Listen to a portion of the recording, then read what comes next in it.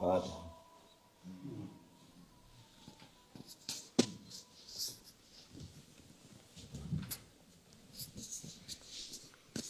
Selamünaleyküm ve rahmetullahi ve berekatuhu. Euzubillahimineşşeytanirracim. Bismillahirrahmanirrahim. Salatu vesselamu ala Resulina Muhammedin seyyidil evvelin ve ahirin. Meded ya Resul, meded ya Sadat, ashabı, meded ya meşayihim, destur, ve la şahullah fazla, ahsen Sh.Muhammad, meded. Tarikatuna sahba vel hayru fil cem'iyye.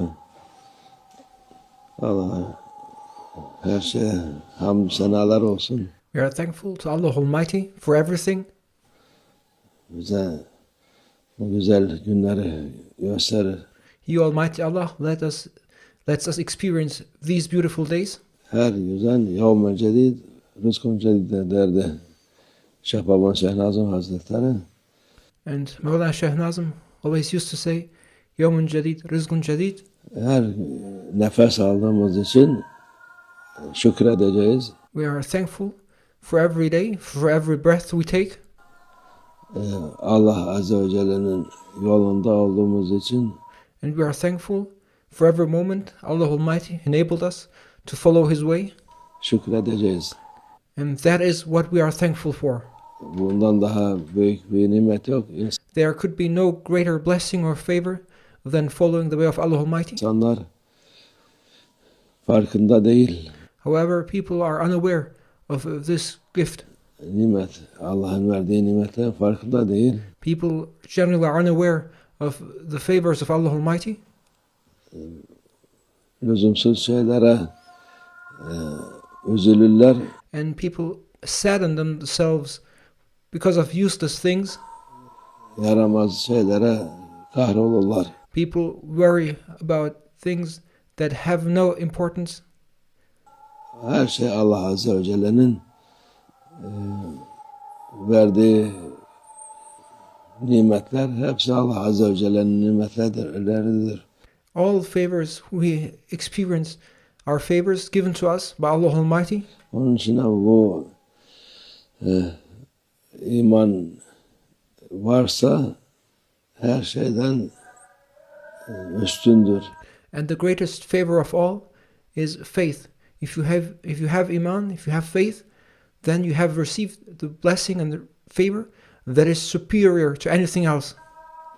Onu başka dert yapmaya gerek yok. And if you have that favor of faith, if you believe, then you have been favored with the greatest gift of all, and then you do not need to be worried about anything else anymore. Her zamanın dünya yaratıldığı aralıklarda imtihan olarak var. Since this world has been created, this world has always been a place of test, and the reason why this world has been created is to test us. İmtihan Allah Azze ve Celle'nin rızasını, Allah'tan razı olmanızdır imtihan. And what are we being tested for? We are being tested for to reach the state of being satisfied and pleased with our Lord Allah Almighty. İnsanlar Allah muhafaza etsin, biz hayattan bezmişiz. Bazıları canına kıyar, bazıları şey yapar. May Allah Almighty protect. There are some people, however, who say things such as, we're tired of this life, and they give up everything and commit suicide. Zanneder ki kurtulur. And they think that by doing so, by committing suicide, they're saving themselves, and they think they are. Yok. Kurtuluş ancak No, that is not the way of salvation. Allah Azze ve Celle'nin verdiği şeylere şükretmekten. Salvation is only to be achieved by being thankful for what Allah Almighty has given to you. Razı olmakla. Salvation is only to be achieved by being pleased with what Allah Almighty gave you.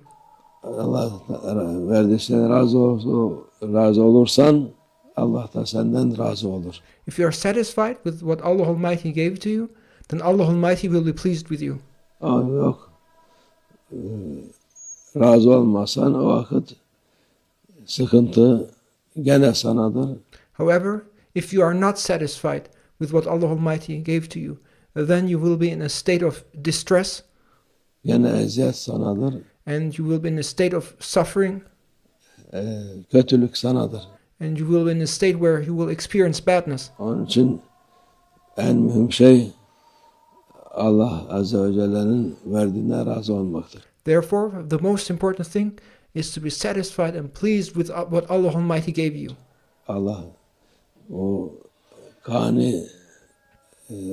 kanaat sahibi olup da şükür sahibi olmak nasip etsin hepimize inşallah. May Allah Almighty grant us all that gift of gratitude and thankfulness, and may Allah Almighty make us all to be those who are grateful and thankful and content with what they have been given. Allah nefsimize uydurmasın. May Allah Almighty protect us from following our egos.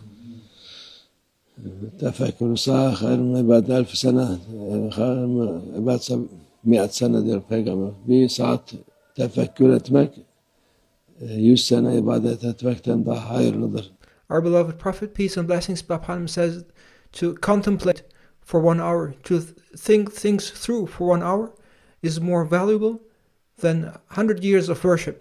100 sene ibadet edersin, bütün vakit itiraz edersin. You may worship for 100 years, but you may be in a state where you do not surrender, or may be in a state where you still protest. Ama bir saat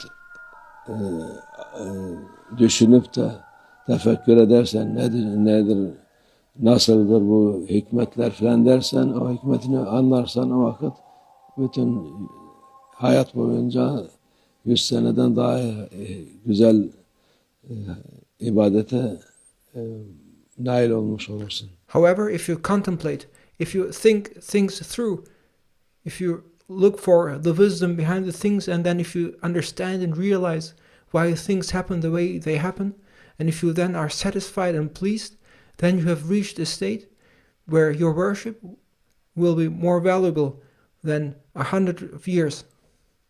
Allah hepimizi bu razı olanlardan eylesin inşallah. May Allah Almighty make us become those who are pleased and satisfied with their Lord, and those make us Allah Almighty become those whom Allah Almighty is pleased with. Mübarek Cuma günü hürmetine. For the sake of this sacred Jummah. İnşallah.